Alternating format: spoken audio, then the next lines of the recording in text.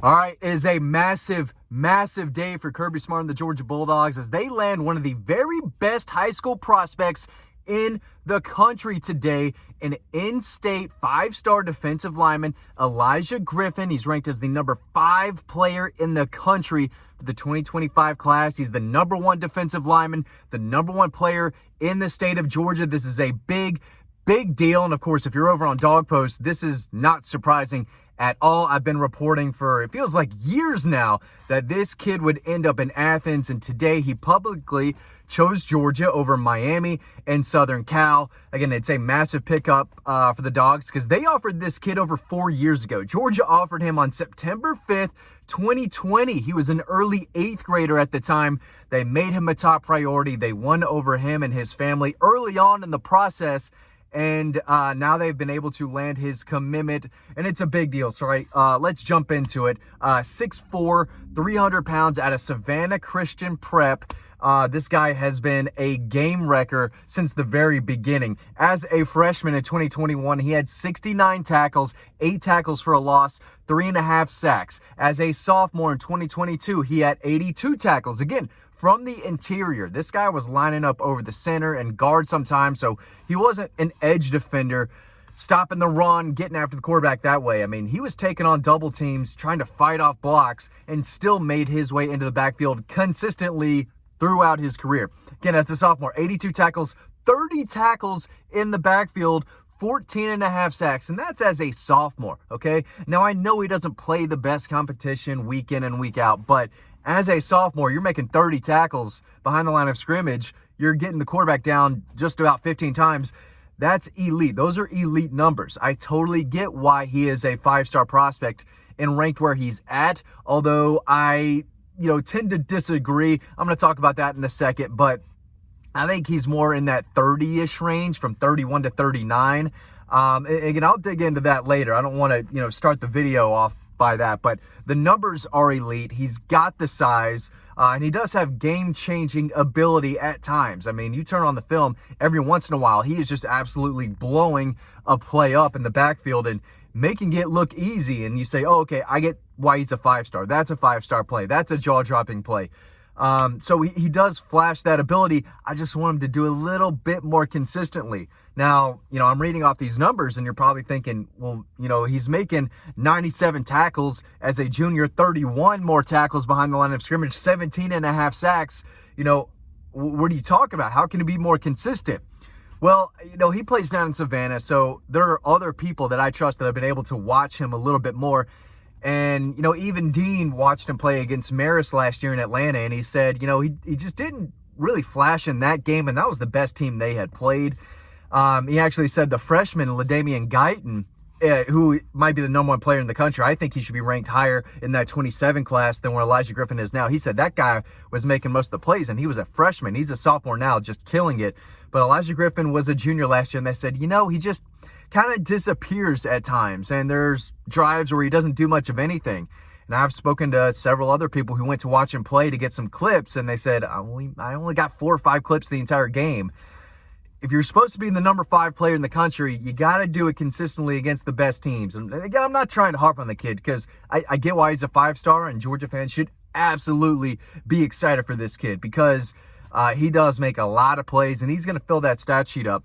As a senior this year, 33 tackles, 17 tackles for a loss already, 6 sacks. Listen, this guy, depending on the team, has to be double-teamed, right? You turn on the film, and sometimes he's just toying with these kids. He looks like a legit college player going up against a middle school kid, and he's just tossing them around like a rag doll and then attacking the quarterback. But against the really good teams, I want to see him do it a little bit more, but he is big, and I do think he moves pretty well for 300 pounds. I think he moves better up the field than laterally, but he can swallow up the running back. He does a good job in a lot of aspects, and, productivity means a lot to me, right? You have to laugh the stat sheet. You've got to make plays if you're getting a 5-star rating from your boy here over on Dawg Post, okay? But yeah, he's the number 1 defensive player, or the number 1 defensive lineman in the country. Not sure about that. Number 5 player in the country. Not sure about that. Number 1 player in the state of Georgia. I think Justice Terry I would rank Justice Terry ahead of Elijah Griffin. And this is just me being completely honest. And again, I think this kid's going to be a multi-year starter, right? I'm not trying to be negative. I'm just trying to be honest with you. I think this kid's going to be a multi-year starter. I absolutely think we could see him, Justice Terry, when he comes on board. I think he's somewhere, I don't know where he's visiting this weekend. Maybe USC, Alabama, somewhere. I still think Georgia is in the best position to land Justice Terry. And, obviously Elijah Griffin now who's on board. But J.J. Hand, who is a 3-star defensive lineman, big kind of a raw project. He's from Germany, barely been playing football. He's on the commit list. And whoever else they sign in this class, I think could play early. You look at the depth chart. Warren Brinson, I believe this is his last year. He's gone. Nazir Stackhouse gone. Kristen Miller could leave if he wants to. He might be a guy who stays around and has a really big year next year. Jamal Jarrett has barely played. That could be a portal guy. I'm not trying to say that, this early, but you have to be realistic. Jordan Hall, could he look at other opportunities elsewhere? Michael Williams looks to be gone. Tyrion Ingram Dawkins, his NFL, stock is skyrocketing. He might leave. Next year, Georgia's going to have to play a lot of young defensive linemen. They might have to add some guys through the portal. But that's why I think Elijah Griffin, Justice Terry, when he comes on board, could be multi-year starter guy. So we're going to see a lot of Elijah Griffin, probably earlier than later.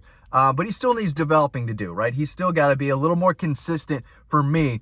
And again, that probably sounds crazy as I, say his gaudy numbers. But, these are all on max preps. And max preps can be a little off, a little iffy, depending on who is working the max preps numbers for that particular school. But he does play with a loaded defense. They've got a linebacker, Logan Booker, Brooking, the son of Keith Brooking.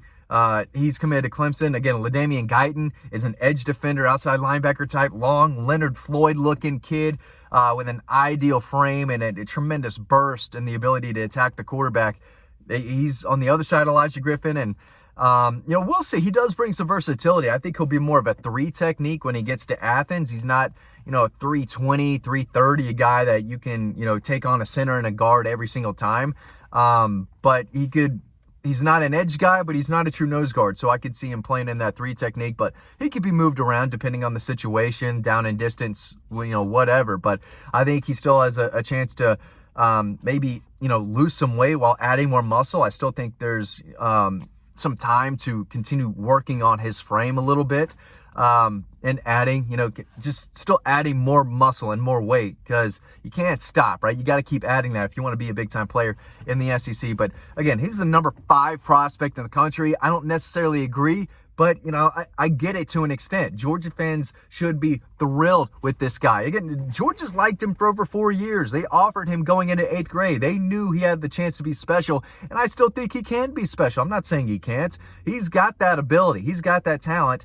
And when you turn on his highlights, it doesn't take long to notice that, right? So you look at the numbers, it's there. You look at the film and the ability to just have a drive-killing play in the backfield to just blow something up and boom, drive over, right? That was a 7, 8, 10-yard loss on a tackle for loss or a big sack. He is a game wrecker. I've had multiple coaches come and tell me, and this was after his sophomore year, like, hey, we couldn't do anything to him, right? We had so much trouble all game long.